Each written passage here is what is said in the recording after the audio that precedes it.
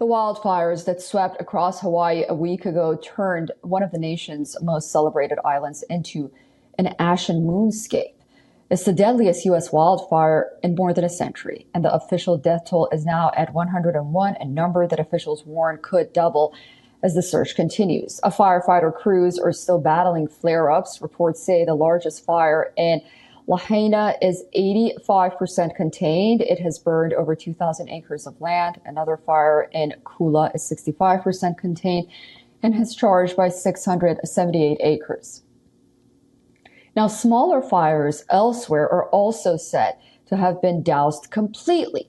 The fires, which started on the night of August 8th, wreaked widespread destruction in Lahaina, the city of about 13,000 people in northwestern Maui, once a whaling center and the Hawaiian Kingdom's capital, drawing 2 million tourists a year.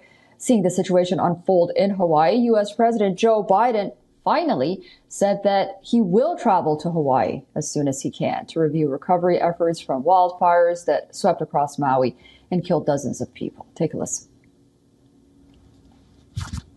I've spoken to Governor Josh Green multiple times and reassured him the state will have everything it needs from the federal government.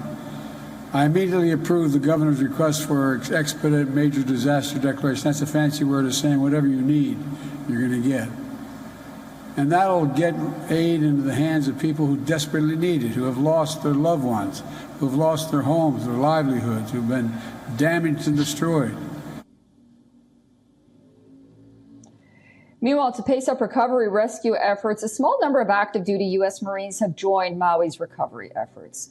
The Hawaii National Guard, U.S. Coast Guard, and U.S. Army Corps of Engineers are already on the ground, but a larger U.S. active duty response needs a formal request from Hawaii to begin the rescue operations there. The survivors of the devastating wildfires shared their harrowing stories after they returned to the burnt remains of what used to be their homes in the historic town of Lahaina.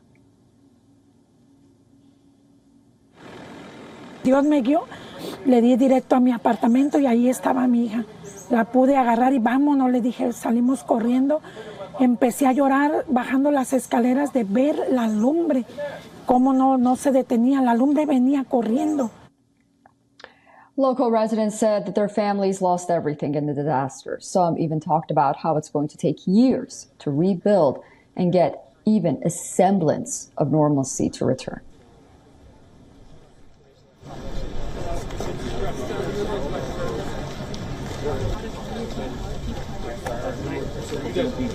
First, what we're going to do is we're going to begin.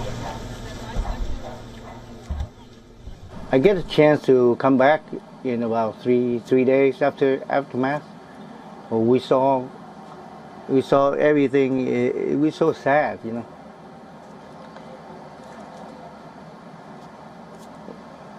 know. Not just me lost everything, but you know, everybody. Everything is gone.